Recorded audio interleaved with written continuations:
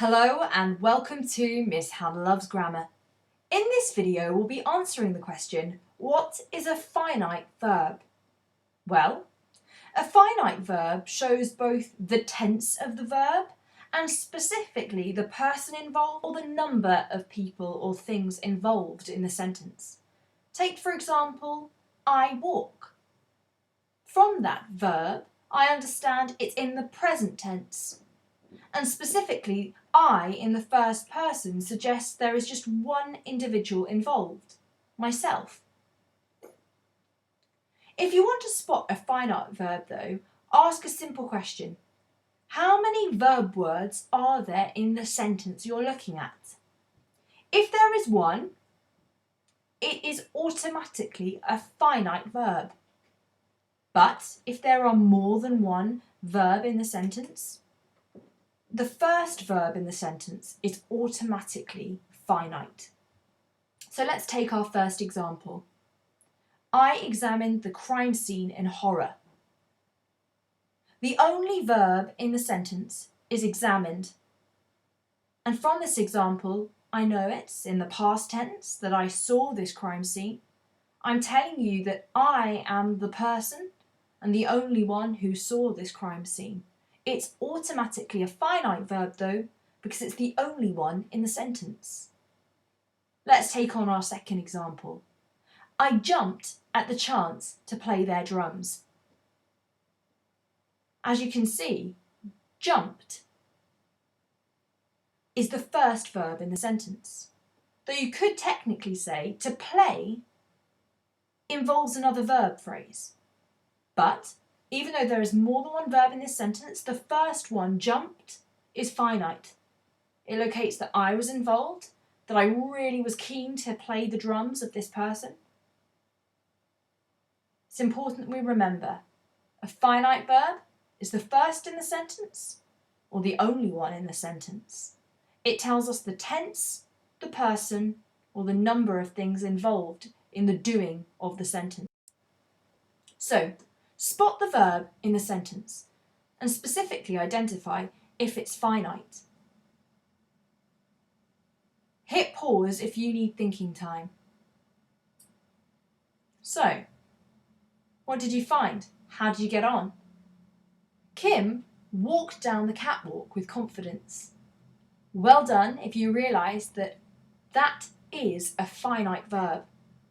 We're able to know that it was Kim that was involved, and we're also aware that it was in the past tense, it's happened already. With the second example, Hayley had finished her essay. Well, in specific terms, had is the finite verb. It's the first in the sentence. But finished is not a finite verb. Leon had hoped his birthday was during the holidays. Had is the first verb in this sentence, so it's automatically the finite verb. Hoped, however, is not. So, hoped is not a finite verb. Penny told her family about the terrible traffic.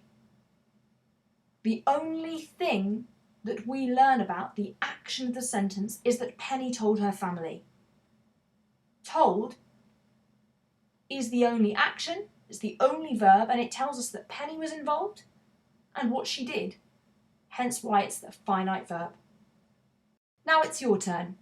For each of the sentences, I'd like you to identify the verbs and highlight which is the finite verb in the sentence.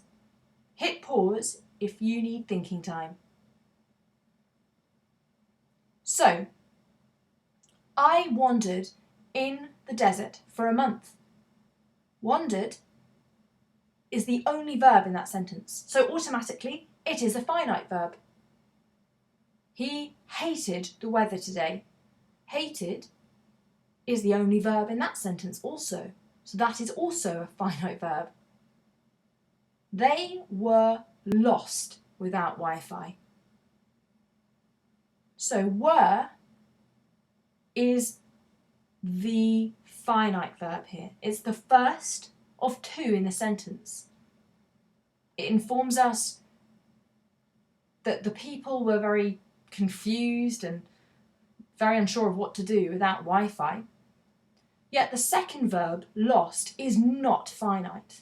So the emboldened verb was lost, so I'd say no. But if you highlighted were as finite, you're also correct. You thought about Christmas in January. Thought is the verb of the sentence. And because we know it's you that the speaker is talking to, we can be clear this is the first verb in the sentence, but it's identifying tense and person and number, so yes, it's a finite verb. And finally, last but not least, we arrived late last night. Arrived? Well, we also know it's the only verb in the sentence, so it's automatically also a finite verb. So just to recap, a finite verb identifies the tense, the person, whether it's first, second, third, whether it's singular or plural, and it's automatically the first verb in a sentence.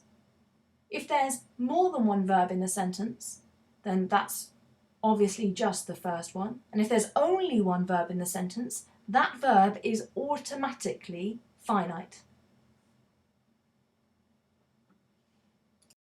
Why not subscribe to Miss Hannah Loves Grammar for all things English, literary and grammatical?